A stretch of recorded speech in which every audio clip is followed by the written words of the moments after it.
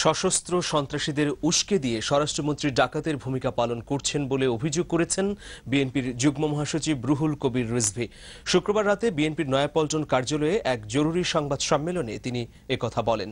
BNP নেতাকর্মীদের রিমান্ডে নিয়ে যে নির্যাতন চালানো হচ্ছে তা রাশিয়ার পুতিন সরকারকেও হার মানিয়েছে বলে মন্তব্য করেন রিজভী। তিনি আরো বলেন, উপনিবেশিক আমলের চেয়েও ভয়াবহভাবে দেশ চালাচ্ছে বর্তমান সরকার। এ সময় বিএনপির ভারপ্রাপ্ত মহাসচিব মির্জা ফখরুল ইসলাম আলমগীর সহ বিরোধী দলের সকল নেতাকর্মীর মুক্তি দাবি করেন রিজভী। সশস্ত্র সন্ত্রাসীদেরকে উস্কানি দিচ্ছে সরকার এবং সরকারের মন্ত্রীরা, বিশেষ করে স্বরাষ্ট্রমন্ত্রী, এবং তার এই উস্কানির কারণে একটি মর্মান্তিক ট্র্যাজেডি ঘটিয়েছে। তাদের সশস্ত্র সন্ত্রাসীরা যে সকল নেতৃবৃন্দকে গ্রেপ্তার করা হয়েছে, দলের মাননীয় মহাসচিব সহ, তাদেরকে মুক্তি দিতে হবে। যাদেরকে রিমান্ডে নেওয়া হয়েছে তাদেরকে রিমান্ড প্রত্যাহার করতে হবে এবং কোনোভাবেই যেন মাহমুদুর রহমান সাহেবের উপরে যেন কোনো ধরনের আঘাত বা স্বৈরাচারের নির্যাতন যদি সেখানে নেমে আসে, তাহলে সেটার দায় সরকারকে নিতে হবে। গণমাধ্যমের কণ্ঠরোধ ঠেকাতে সব ধরনের নির্যাতন সইতে প্রস্তুত দৈনিক আমার দেশের ভারপ্রাপ্ত সম্পাদক মাহমুদুর রহমান। তবুও জনগণের বাক স্বাধীনতা হরণে সরকার কোনো স্বেচ্ছাচারিতাকে মেনে নেওয়া হবে না বলে সাফ জানিয়েছেন তিনি। বৃহস্পতিবার রাতভর দৈনিক আমার দেশ কার্যালয়ে অবস্থান শেষে আজ দুপুরে সাংবাদিকদের একথা বলেন মাহমুদুর রহমান। এম বাদশার রিপোর্ট। বিচারপতি নিজামুল হক নাসিমের স্কাইপে সংলাপ প্রকাশের অভিযোগে দৈনিক আমার দেশের ভারপ্রাপ্ত সম্পাদক মাহমুদুর রহমান ও প্রকাশক হাসমত আলীর বিরুদ্ধে রাষ্ট্রদ্রোহ মামলা হয় বৃহস্পতিবার রাতে। এরপর থেকেই তাকে গ্রেপ্তারের আশঙ্কায় থমথমে অবস্থা বিরাজ করছে গণমাধ্যমে।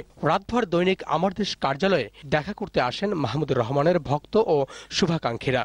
শুক্রবার সকাল থেকেই বিভিন্ন সাংবাদিক নেতা ও সুশীল সমাজের প্রতিনিধি, বিভিন্ন শ্রেণী পেশার মানুষ ভিড় করেন কারওয়ান বাজারের দৈনিক আমার দেশ কার্যালয়ে। এই বুদ্ধিজীবী দিবসে সরকারের ঘাড়ে পাকিস্তানের ভূত চেপেছে, সেই জন্য আজকে তারা মাহমুদুর রহমানের মৃত্যুর দিকে ঢুকে নিয়ে যাচ্ছে। আমি এর তীব্র নিন্দা করে জনতার ভয়েস, জনতার কণ্ঠ যেন চারদিকে সোচ্চার হয়ে উঠুক। রাজপথে মানববন্ধন করে সাংবাদিক সংগঠনগুলো।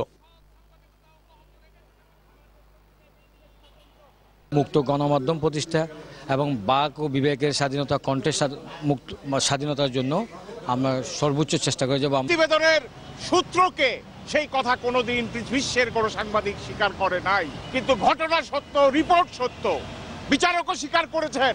কিন্তু সাংবাদিককে আজকে তার সংবাদের সূত্র জানানোর জন্য আজকে বাধ্য করার চেষ্টা চলছে। যদি মাহমুদুর রহমানের গায়ে হাত দেওয়া হয়, যদি আমার দেশের হাত দেওয়া হয়, বাংলাদেশের কোন সাংবাদিকের প্রতি সত্য বস্তুনিষ্ঠ সংবাদ প্রকাশে হাত দেওয়া হয়, তাহলে বাংলার মাটিতে সারা বাংলায় আগুন জ্বলে উঠবে। তবে আমার দেশ অফিসে স্বাভাবিকভাবে কাজকর্ম করে যাচ্ছেন ভারপ্রাপ্ত সম্পাদক মাহমুদুর রহমান।